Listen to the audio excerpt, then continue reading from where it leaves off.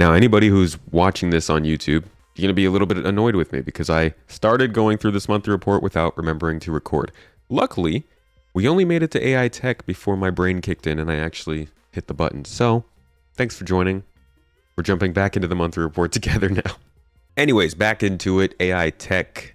Last month, AI Tech added undo and redo functionality to the Apollo subsumption tool. We're stepping into 2001, folks. Undo and redo. Control Z, Control Shift Z to your heart's content. They also began improving subsumption data validation for better presentation and more explicit validation errors. This allows the designers to iterate faster when creating or adjusting missions and behaviors. Y'all already know, I'm not going to go through it again, as I do almost every month. Subsumption is a nice little tool that they can use to drive NPCs. So you got your sort of logic system that runs in a flow graph, and every point that an NPC runs into. I said I wasn't going to go over it. Now here I am. I'm going over it. Basically, anything that they run into provides them with multiple choices on how to proceed forward. And different types of NPCs and AI are built out, the company can make them have different flowcharts and flow graphs. And that's a guy talking. On the Boyd's feature, mentioned in last month's report, AI Tech continued implementing base functionality to allow agents, such as rats and birds, your secret rats and birds agents, to adopt different states such as wandering, idling, or fleeing. Just got like philosophical rats sitting there, street corners, wondering about the state of spaceships and what we're actually doing to space as we quantum travel across the abyss. They're currently looking for a low-cost solution to keep agents on terrain while moving, fleeing and idling and wandering, apparently. For NPC audio perception, the team implemented new functionality for how audio stimuli is propagated. This involves using the room system and how rooms are connected to determine whether an audio event should be heard. So this is if you trip over a child's toy in a room where you're sneaking up on somebody to slit their throat and murder them, that audio would be perceived differently as it bounces through a room as opposed to just going through the wall next to you. It's pretty standard kind of stuff. Don't trip on children's toys. Finally, investigation began into performance issues relating to the navigation system and Pathfinder. Okay, AI stuff is interesting, but also not super interesting because we're never going to get it again, or we're never going to get it anytime soon. This is all stuff that we're going to see a couple of years probably down the line, maybe late next year. But AI stuff honestly is not around the corner type of thing. So as much fun as it is to open up with it, it's not as tangible as some of the other features we're going to get later. So we'll get through animation art. There actually is no engine section either this month, which was strange. I don't think I've ever seen them skip the engine section in a monthly report, but there is none. Instead, we have an economy section. So the next few segments are going to go pretty quick, and then we'll get to features and have some more tangible stuff to talk about. All right, so in animation, in August, the animators worked through a number of behavioral lines for background, ambiance, and flight. They also supported tech animation on creature skeletons that will eventually be used in the PU. Could probably take a look at creatures real quick. We haven't opened up that folder in a while. We've got ourselves the Space Cow. Everybody loves a Space Cow. You can't have a space game without a Space Cow, right? I'm pretty sure that's basically a stretch goal. This is just a gray screen, though. Can you produce? There we go. The Space Cow. I think they're called quasi herders or something like that. But obviously cow-like and very spacey. So, Space Cow. And then we've got the Pyro Stalker. It's a little crab guy thingy here. He's got some little baby ones down there. And no, I'm sorry. This is the Pyro Crab. This is the Boreal Stalker. little Yeti looking angry boy thing with claws. This one will be found on Microtech. This one will be found somewhere in Pyro. I don't know. And then we've got this concept, which is not something that has been named or said is going to be in the game. Those other ones I just showed you, those first three, are actually already being worked on and developed in the game, so we know those will exist. This is more just like a concept that they had when they were talking about what they wanted to do with creatures and fauna. But these two and this guy, those will be there at some point. We've also got space whales. The good old space whales, let's see. Which for those of you who are watching Ahsoka, have had plenty of space whale exposure over the last week. Space whale! There it is. Yes. The Stormwall, Star Citizen's own space whales. And these are actually going to be things that are flying around in Crusader, and you'll be able to land on them, do some mining. They have some harvestables on them, like little, scallops, space scallops kind of deal that you can land on and power through, I guess, and take, sell, eat. I don't know what you do with them, but space whales will be in the game as well. So there are several features or creatures that they're working on the skeletons of, and by skeletons they just mean the object that can be animated. Still plenty of work to be done on that. Obviously, two-legged AI are still having trouble walking around, so like 4 to no-legged AI maybe should wait a little bit. Art on the character side, my friends, last month, character art progressed with content for various upcoming events and assets for the Headhunters gang. I'm starting to be a little annoyed by the Headhunters gang, not gonna lie. We've heard about this gang every month for the last 4 months, and we still know literally nothing about them. Like, we're so opposite of everybody else. We know too much about Ninetales now. We know nothing about Headhunters. No pictures, no biographies, no bibliographies. We just know that they are a gang in the Pyro system, and that's about it. So, Art is still working on them, which is good. They're also working on additional ideas for Headhunters and a medical outfit as well as a new flight suit.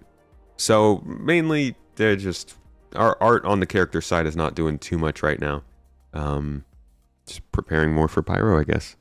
Art on the ship's side. This is always a fun segment. This is basically what ships are coming up. Last month, Ship Art completed their work on the Tumbril Storm, though they're currently focusing on ongoing issues with the treads and how they appear. And 2 new variants of an existing vehicle were completed too. The Tumbril Storm is a small strike vehicle, a relatively small tank. It's still fairly wide, but it's shallower, one-person tank made to move fast, get in, and get out. You can see the size difference between it and the current Nova we have, as well as the Cyclone. It sits right there in the middle, obviously fitting in the same treads as the Nova, as you do when you have 2 tanks sharing the same battalions. Just makes sense. And obviously not as strong in its gun as the Nova. So this is something that's meant for a little bit of a different playstyle. We'll have to see how this thing fares. It's an interesting addition. I'm guessing it's something that was needed for Squadron 42, and they're just adding it into Star Citizen as well. It got created pretty early, pretty quickly. Not early, but it got introduced to us pretty late and created pretty quickly. So probably for Squadron, it's coming into Star Citizen. Let's move on. Those 2 new variants, as somebody mentioned here in chat, are probably talking about the Cutter.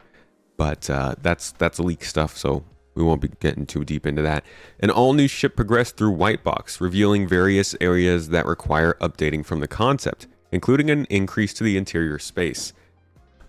This is a solid chance to understand their vernacular in these documents. All new ship is different from... I don't even think they say it in here. So let's open up the July monthly report and go to the ship art section. and see here they say an as yet unannounced ship. Obviously different from an all new ship. Also, you can see here they say all new vehicle. Whereas there's probably somewhere else here they say no, there's no unannounced vehicle. But unannounced, all new vehicle and ship are important.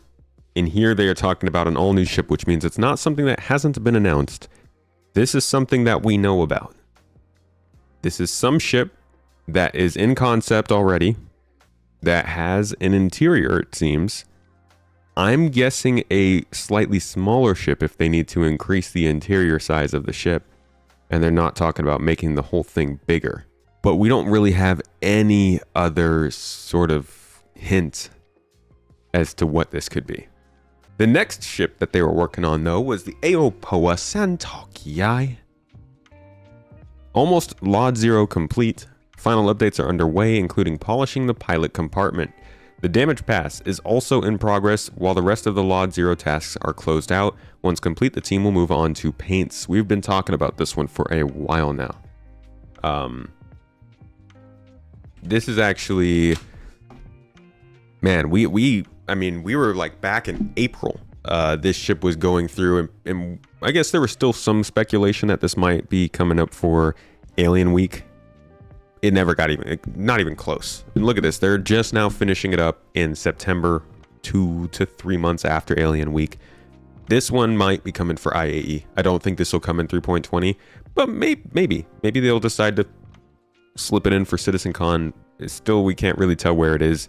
Only just now becoming Lot Zero complete. They're not talking about like damage maps or anything like that. So I think there's still a little bit of work to be done on it. But yeah, sometimes you think these are coming around a lot sooner than they were. All right, so for those who didn't know, this is the Santokiai I was talking about real quick. Little spindly looking alien grasshopper looking kind of thingy. Related to the Cartual, which you may know and love. Aopoa. This is a ship that comes from one of the alien species in the game, the Xion. They like hovery things and little sneaky bits. Anyways, last but not least, the Origin X1 is currently waiting white box review. Though significant changes to item locations have already been made to maximize space, modeling of the gray box geometry began too. The Origin X1 is our last hover bike, folks. At least the last one until they introduce another one. It is made by Origin. It was supposed to be in game much before this, as this was supposed to be a ship that works with the 400i. There's actually a little cubby in the 400i specifically made for this ship. It's got 3 different variants, a racing one, a combat one, and a general touring one. Pretty good looking ship. It's a little bit weird in its just construction and the design, but as you can see, you sit facing this way towards the right. All right, skipping over community. Love community, but well, yeah. Economy team. Welcome to the economy. This is going to be a new segment of our monthly reports we go over every month. One that I wish had started earlier, but I am very glad to finally have a magnifying glass on economy and not have some little mention, some half a sentence mention of economy in the systemic services and tools team. Now we know they're focusing on the economy itself. So let's hear what they've got. The new economy team planned their upcoming goals, including rebalancing cargo and the related experience. They also began building a tool to investigate the current state of cargo, which could be expanded to other areas of the in-game economy. So they're planning upcoming goals, specifically, it says including, but I feel like it's more specifically rebalancing cargo and the related experience. So this could mean commodity pricing, sell pricing, buy pricing. This is very general what they're saying here. We don't know exactly what this means, but they are working on the economy from the cargo angle. Generally, that means something to do with trading. This is good. This is one of the least attended to parts of the game that makes a huge difference, and something that they've been talking about doing for a while now and just haven't been. I hope we can hear more about this at CitizenCon though, because it's now been almost 2 years since we've gotten a decent update on their plans for the economy. I think at this point, they should start telling us more about what's being implemented. All right, Arena Commander features. Yeah, no engine section this month, which was weird. But the Arena Commander features team polished and supported Alpha 3.20 while beginning Stage 2 of the Arena Commander revitalization plan.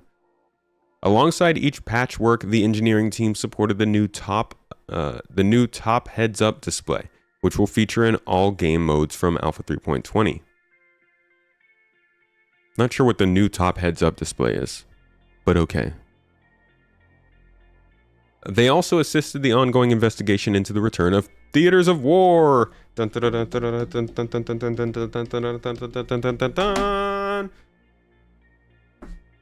was supposed to be a lot more epic of a reveal. The return of Theaters of War. Return. The introduction of? This involved identifying the steps needed to update the new spawning module with several unique Theaters of War features, and bring them into other game modes. Work continued on the new custom lobbies feature, with several successful tests conducted. Now, people have talked about closed servers, private servers in this game. I will continue to say I don't think that they're going to do private servers for the persistent universe. Maybe there's a way to do it. Seems like it would be more of a pain than it's worth to try and do it. Maybe sometime well down the line it'll be a thing. But I think if anything, it's more likely that we'll get private servers that are set in these sorts of instances, private matches, little segments of PU areas that we can cut off for ourselves and play with, but not actual running versions of the persistent universe. You know, you don't have fully functional AIs and mission givers and missions you can do and quantum and all this stuff. It's just literally private servers like this. But we'll see. The team are currently focusing on finalizing the UI design and hooking up the various interactions. Engineering began restoring the Spectator Module 2, which will allow players to spectate matches in custom lobbies and other modes. For example, spectating a player who has lost all their respawns in a PvE game mode. That's going to be nice. Spectator mode is a good one to have back, especially for things like esports. Was talking to Croncy the other day on the podcast, Launch Sequence podcast on this channel, and he was talking about how nice a spectator mode is. That on top of private matches is going to be great for running events like Atmo Esports does. All right, the team also addressed a large collection of feedback from the Evocati and PTU regarding the front end and game modes. The front end game mode selection now shows which modes are new, which have REC multipliers, and which have achievements associated with them. Love some achievements. Design also progressed with the spawn screen UI for in-game vehicle selection, which began internal testing. Finally, the team helped create several new game modes requested by other teams, including a 2v2 mode that will host fight or flight at CitizenCon. Who's going to be there? Who's trying to compete in fight or flight at CitizenCon? Anybody in chat? I will at least be at CitizenCon to say hi to people who are competing, but I won't be in it myself. You all have seen me fight. It's mainly just flight for me. And even then, that flight usually ends in the surface of a moon or something. Space station. Another person. Features for the characters and weapons. We love these. We are characters, and we have weapons. August saw the characters and weapons team working on weapon poses. Currently, when a player approaches a collision surface, their equipped weapon is raised to avoid clipping through the geometry. Like so. Huh. This is kind of like, this is a gun. Huh. The team explored alternatives where the weapon is lowered, moved to the bottom of the first-person view, and rotated towards the body so that it lies diagonally across the abdomen. Like so. This is not a great display of this, but it's as good as I can do. This is more natural in certain situations, clearly not this one. Limits clipping and ensures the majority of the player's view is unobscured, particularly when interacting with screens in the environment. It's literally just your weapon moves in a different way when you run into something. Alright, procedural recoil also progressed last month. To ensure that the feel of each weapon can be tweaked to make it feel unique, a large number of curves were exposed to the content creators. So it's basically just another tool to allow folks that are actually making the weapons to make them feel better, higher quality, more different from other weapons. Pretty good. And they're going to expose those to the content creators. I heard that Mr. Beast is getting involved. MKBHD, Casey Neistat. They're bringing in different content creators for the recoil curves. Sorry, that was a bad one too. These curves allow multiple layers of subtle movement and rotation to be overlaid to create a wide range of interesting results. It is a bit of a manual process and requires significant attention to detail, but it can add a lot to the personality of a weapon. That's good. I'm not a big fan of the weapon feels in the game right now. I think there's still plenty of work that needs to be done on them. All right, features on the gameplay side. They continued their ongoing work on the vehicle tractor beam feature, readying it for testing by Q&A. They also progressed with the resource network mentioned in last month's report and reported the upcoming patch release. Okay, so the tractor beam stuff is good. It's just now going to testing with QA. It's really feeling... I'm feeling more and more like the stuff they showed us on Inside Star Citizen in the first half of this year, despite being so few and far between. We got no sprint reports. We actually had a lot of like placeholder ISC episodes. The little bit of things they did show us were premature, which is just, it makes me feel even more annoyed about the information drought that we've had this year. They had such a setback. I mean, that's what this kind of stuff is telling me. If they've got QA getting ready to test vehicle tractor beams, which were being shown in ISC 3+ months ago, in addition to investigation missions, which had the design brief. Yeah, there was a decent amount of stuff. What else was shown towards the beginning of this year? The derelict outposts were shown a few times in the same way. Yeah, just a hefty amount of stuff that was not anywhere close to being ready to go in game, which is a little different than they did inside Star Citizen last year. I think we just ended up in such a weird situation with whatever happened with persistent entity streaming. And they did talk about that with the postmortem, but I think maybe they could have opened up a little bit more to help share with people how big a deal it is. A lot of this stuff feels like it was set back quite a bit. All right, let's move on to features on the mission side of things. A little more positive than gameplay. The mission features team spent the month working through their upcoming deliverables and bug fixing for Alpha 3.20. Bug fixing.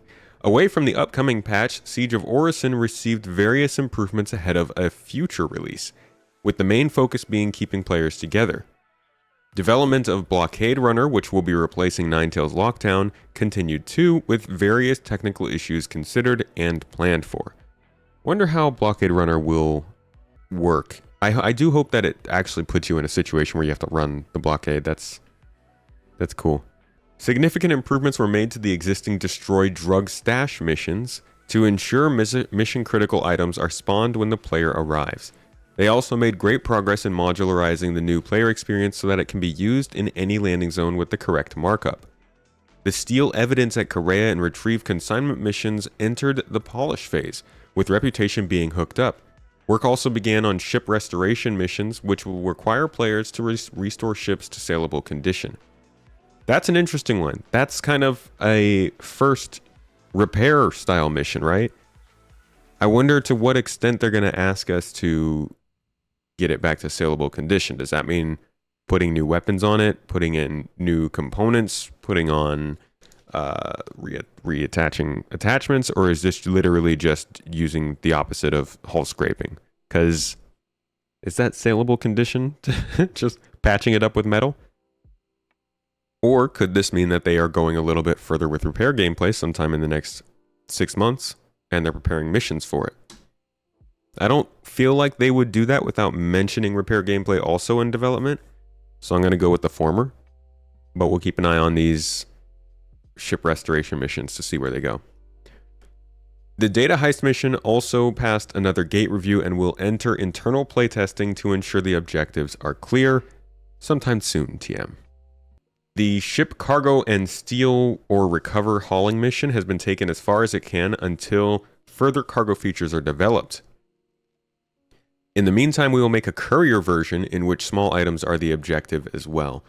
So a mission where you have to either steal or recover cargo, take it with you and turn it in somewhere else, could be a very big deal as far as a mission module goes, being attached to other things. So imagine you have an investigation mission module, which has you going to a derelict ship, finding certain keys and maybe a data pad that leads to another mission in the distant future, and also a specific piece of cargo, which then triggers one of these cargo recovery missions modules. So you go from an investigation mission module to a cargo recovery module. You then get to the destination where you drop off your cargo. That mission giver gives you a little bit more on top of that to, let's say, steal some data. Suddenly you're in a data heist module and you end up running into a underground facility that's constantly spawning in Ninetales people. This mission then tanks your Ninetales reputation, which gets you involved in other faction missions based off of that. That's the kind of stuff I can't wait to see from all these missions that they're putting together. You can tell that's the direction they're going in, especially with the team talking about the way that these are modules and they're meant to work together. But until we have like the AI narrative to back that up, the reputation system to account for that, and a more stable game to actually play it in, it's just a pipe dream. But you can see it headed in that direction. And I think that's one of the things that I've loved doing in Starfield is like getting to see how space-based missions can run together in a world like that, and imagining it with the factions and the ships that I'm used to. The team progressed with reputation-based hostility. Speaking of that, devising a mission that allows players to work for the Ninetales gang. Once completed, they'll convert most of the nameless criminal missions to Ninetales until further gangs are added, like the headhunters that we hear about. All of those nameless missions have a real face behind them, a group that you know you're associating with if you take them. Solid. I do hope that this isn't all based on a mission they're devising and it's more based on reputation, hostility, but we'll have to see how this all goes out. Reputation system's a big one for this game. It's going to be a big deal. It's going to kind of change the way that we play the game for sure as the main form of progression. So we'll keep an eye on that. Glad to see, though, that the missions team who got saddled with reputation earlier this year is making some good progress on it. All right, code work was completed on the highlighting and filtering of mission critical items in the inventory. This was handed to UI for their pass, and finally tasks for ship trespass progressed, with nested trespassing being the main thing holding it back. Basically, how do you trespass on a ship that might already be landed on your ship, which you're not trespassing on? That would be interesting. Like if you're trespassing on somebody's ship and then they land inside of your ship, does that technically mean you're not trespassing anymore? Features on the vehicle side. Last month, the team assisted with bug fixing instability for Alpha 3.20 and beyond, including getting the MISC Hull C ready for release and completing smaller feature work for upcoming ship releases. The designers then tuned how racing ships perform in atmosphere to bring them closer together and converted more ground vehicles to the new physics model. Love things getting converted to new physics. I have not really tried out the new ground physics stuff. Maybe we can do that tomorrow or the day after when we get in game. The mass of size 1, 2, and 3 items were rebalanced for better consistency across ship loadouts and to improve the tractor beam gameplay of removing and replacing items. Smaller vehicle and weapon balance tweaks were also made. Graphics. In August, improvements were made to the internal implementation of temporal super resolution. That's good to hear. Further progress was made on water, with the shader gaining improved lighting and foam. Work on the simulation continued too, with foam propagation and bullet impact support being added. Love that foam propagation. Ooh, show me that foam moving on the water. The prototype of the glint shading model was completed and comes in 3 versions with different performance characteristics. The team are now investigating whether they can take one of these into production. Distant lights are now drawn as tiny bright glows that pass through the existing post-effect system with the aim of replacing the more traditional composite flare system that can't support post-effects. On the tooling side, the streaming debugger was expanded and now provides a powerful tool to track the detailed history of any asset or group to diagnose issues and facilitate optimizations. The mesh setup editor was also expanded to allow finer-grained control of how animated meshes are imported. The Vulkan subteam added a new extensions, interesting, including Synchronization 2, Maintenance 4, and Timeline Semaphore to improve various aspects of the back end. Focus is now shifting to unblocking progress on global illumination, as the ray tracing component is Vulkan only. The VFX programming team implemented smoke spawning on fire along with various other quality improvements to bring the feature to a visually complete and, quote, rather impressive state. I gotta say, what I saw of the fire the last time they showed it wasn't, I think, as impressive as the first previs stuff they showed of fires. But I'm gonna hold judgment. We'll see. We'll see how it turns out. Finally, further improvements to lightning effects were made, which will be used in the future within gas clouds. In-game branding. Basically, they were working on underground facility exteriors. They're also working closely with EU locations too on an upcoming event and progressed with some event-related add-ons. This looks like Microtech. I'm not sure why they're showing us... Oh, this is the new signage. Interesting that they didn't specifically mention work going into Microtech signage, but that's what they're showing here in the picture. And I believe this is kind of a bit of a teaser that the next place we see the new player experience will be Microtech. Interactables last month saw work on Pyro's rundown space station alongside various flare items. Still a lot of work going into Pyro. Lighting team continued to contribute to Pyro, working on tasks for the Colonialism Outpost and rundown stations. Live Tools also working on Pyro. No, I'm not. They weren't working on Pyro. In August, the Live Tools team released a new version of the crash handling pipeline, which is now in the maintenance phase. For Hex's Network Operations Center, they worked on general navigation to improve the quality of life for its main users. This included redesigning elements of the discipline module and entity graph. We love an entity graph name drop. Makes you feel real important. Locations-wise, the locations team progressed across various areas last month, including the rundown station and colonialism outposts for Pyro. They also worked on signage and dioramas for an upcoming event. The organics team continued to build Pyro's planets, including foliage, while the sandbox team moved the new underground facilities through Greybox. Locations team, I like that they're getting to work on the underground facilities. I hope they talk a little bit more about this rundown station they keep talking about, because they're saying that in almost every one of these categories, and we know for a fact now it's not Ruin Station. It's like the Outlaw space stations they were talking about before. They changed the archetype name to Rundown Station, and their focus is now working on that archetype specifically. But we don't know. They haven't really said too much about that. On the narrative side of things, the team is continuing to focus on Pyro. Surprise! Writing multiple missions and crafting strings to populate new locations with everything from signage to food items. In Stanton, several new mission types were worked on and improvements were made to existing content. We don't know if those are the same several new mission types that are being worked on by the missions features team, or if this is before missions features team, and we have another wave of new missions being worked on after these ones we're going to see in the next couple updates. The narrative team also worked on NPC behaviors for Pyro and continued to explore how to make NPC behaviors feel unique across the various landing zones. I appreciate that. I appreciate that a lot. There are plenty of games with different locations, and NPCs in different locations will act a little bit different, but there's certainly a line of believability in what those actions are and how different they are. You know, if I go to Hurston, I would think that people would act differently when I walk past them, maybe bump into them, maybe squeeze past them in a doorway than they would if I went to Microtech, right? But I'm not going to expect people who are in Hurston to like have a different walking style than people in Microtech, you know? Like, you got to pick and choose how these differences are shown in game.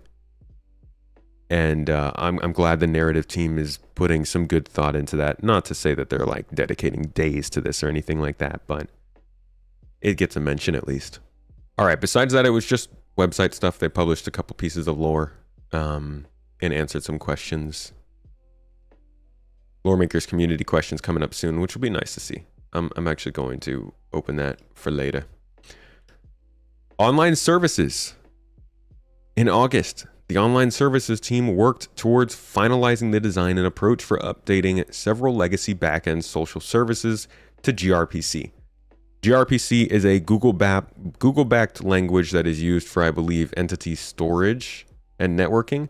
This is something that they mentioned when they first were getting persistent entity streaming working. They mentioned that they switched over to this language as opposed to using their own, just because of the support, the feasibility, and that it had been around for such a long time.